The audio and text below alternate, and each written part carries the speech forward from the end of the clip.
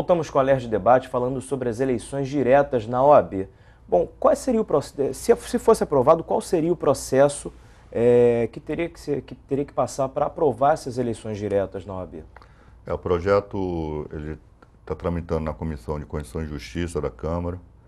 Se a Comissão de Constituição e Justiça entender, né, que é constitucional e votar a favor do projeto, essa votação é terminativa, né?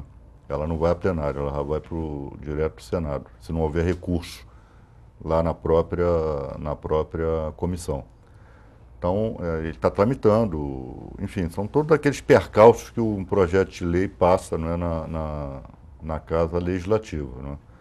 E nós esperamos, eu tenho conversado com o deputado Hugo Léo, ele está muito esperançoso que esse projeto ande pela sua relevância, não é? Ele ande rápido, né? Ver se nós conseguiríamos aprovar ainda esse ano. Muito difícil, né, que isso aconteça, mas a tentativa vai ser de aprovação ainda esse ano. Agora, o custo dessas eleições, ele seria mais alto do que de umas eleições indiretas. Sem dúvida. A OAB teria como suportar esse gasto? Olha, a democracia é sempre mais cara que a ditadura, sem sombra de dúvida, né? A ditadura é mais econômica no que diz respeito a processo eleitoral. Acho que nós poderíamos defender, eu acho que a OAB defende para fora, defende para a sociedade, defende para os poderes públicos, ela tem que defender para si própria. Então a OAB, por exemplo, e eu sou um dos que defendem, defende o financiamento público de campanha. Pô, podia ter um fundo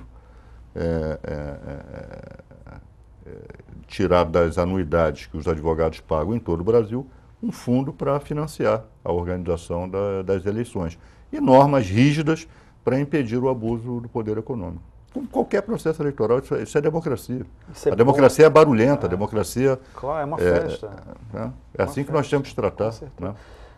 O presidente Adilho traz um tema que dialoga com essa questão também, da necessidade de a gente ter o financiamento público de campanhas. Eu sou entusiasta dessa ideia.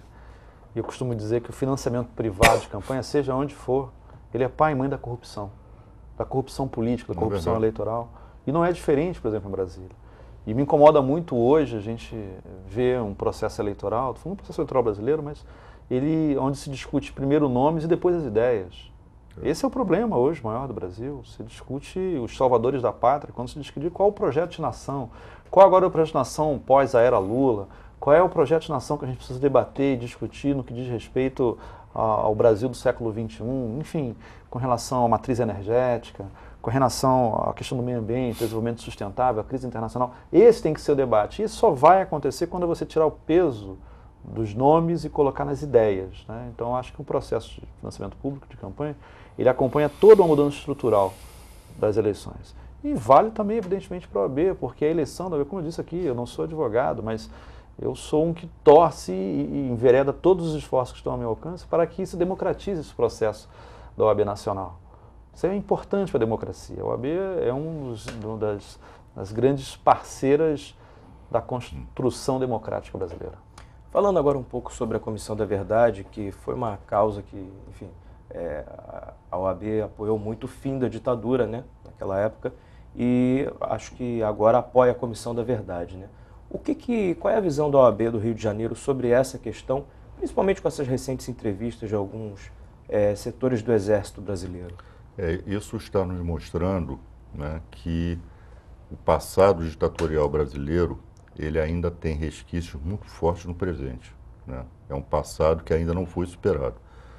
Hoje temos uma democracia plena, né? Temos os poderes da República funcionando plenamente, temos um processo eleitoral talvez o maior do mundo, né? O presidente da República é eleito por milhões de pessoas, né? Então, nesse aspecto, isso foi uma conquista do povo brasileiro, a democracia brasileira. Agora, temos um período da nossa história que até hoje não foi esclarecido, né? Temos até hoje pessoas, né, que desapareceram e não se sabe o que aconteceu com elas, né? Sabemos que provavelmente estão mortas, né? Mas foram enterradas onde? O que aconteceu com elas? Foram torturadas? E a mano de quem, né? E o Estado brasileiro, né, é o responsável por isso. Então, o que significa isso nesse momento? A Comissão da Verdade, ela tem que ser um instrumento poderosíssimo, né, no sentido de nós esclarecermos, né, passarmos a limpo a história do Brasil.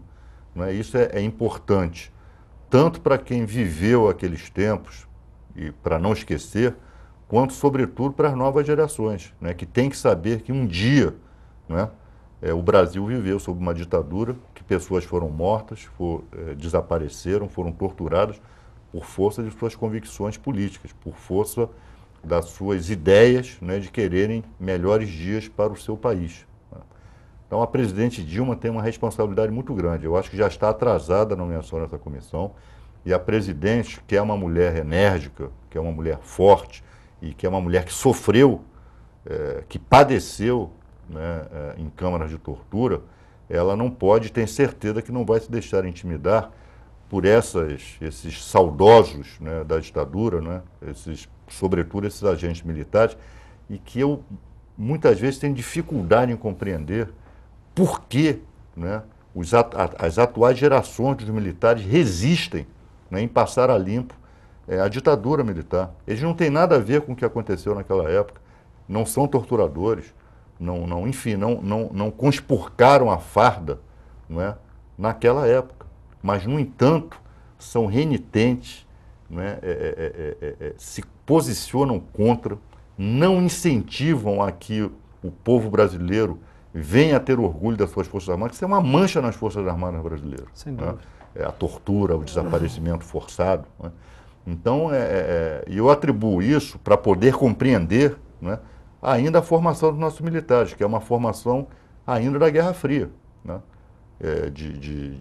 Desse maniqueísmo, de comunismo versus democracia, enfim. Eles ainda têm a formação de um período que não existe mais no Concerto das Nações. Né? Então, eu espero que a presidente Dilma, o mais rapidamente possível, designe os integrantes da comissão e que esses integrantes estejam à altura, né, daquilo que se espera da Comissão da Verdade. Renato, eu acho que o presidente Odil traz com muita, assim, um compromisso com o país muito grande, essa questão que ela é importantíssima. Primeiro, que para que nunca mais aconteça. Nós temos uma dívida com a nossa história, dívida que o Chile já resolveu. Uruguai, Argentina. Uruguai já resolveu, América Latina, Argentina. O Brasil está atrasado nesse processo. Se a gente está avançado em outros aspectos, como a redução da pobreza, da miséria, da desigualdade, o Brasil é pioneiro e a América Latina vem atrás nesse processo, nessa questão a gente está atrasadíssimo. Há famílias que até hoje não sabem o que aconteceu com seus entes queridos. Né?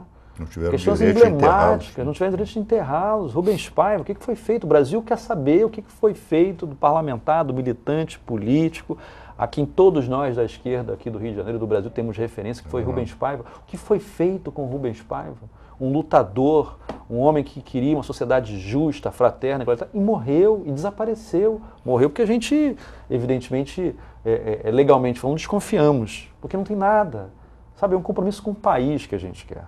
Eu acho que a resposta que tem que ser dada não é às Forças Armadas. A resposta que tem que ser dada ao povo brasileiro, para que nunca mais aconteça. Esse é o grande compromisso da Comissão da Verdade. Mas qual é o medo que eles têm? É medo de punição, já que houve a lei da anistia, punição que houve para algumas pessoas na América Latina quase que inteira, onde houve ditadura? Qual é o medo que eles têm de instaurar essa Comissão da Verdade? Medo da verdade.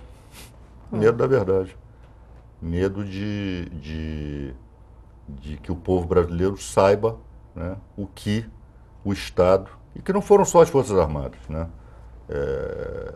não foram só foi o Estado como um todo, né, agentes policiais, né, participaram, empresários participaram, né, empresários financiaram a estruturação da famigerada Operação Bandeirante, né, que desembocou nos doicodes. Né. Então é medo da verdade. Né.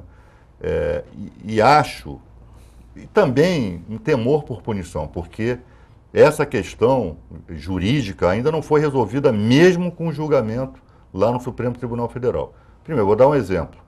O atentado à bomba na OAB, no Conselho Federal da OAB, que vitimou a secretária Dona Lida Monteiro, né, do então presidente Eduardo Seabra Fagundes, esse atentado se deu em 1980. A lei de anistia é de 1979. Então, esse crime, do nosso ponto de vista, os seus autores não estão anistiados. Não estão anistiados. Né? Não existe anistia para depois. A anistia é para o passado, não é para o futuro. Com certeza. Eu não vou anistiar futuros criminosos. Né? Então, esse é um aspecto. E outro aspecto, desaparecimento forçado, né, é crime permanente. Né? Enquanto essa é uma questão jurídica importante. Não está correndo prescrição, do nosso ponto de vista, e é entendimento agora também do Ministério Público Federal, que a prescrição, ou seja, o decurso do prazo, né, para se punir alguém, né, não está correndo. Não começou a correr, porque o cadáver não apareceu. Né?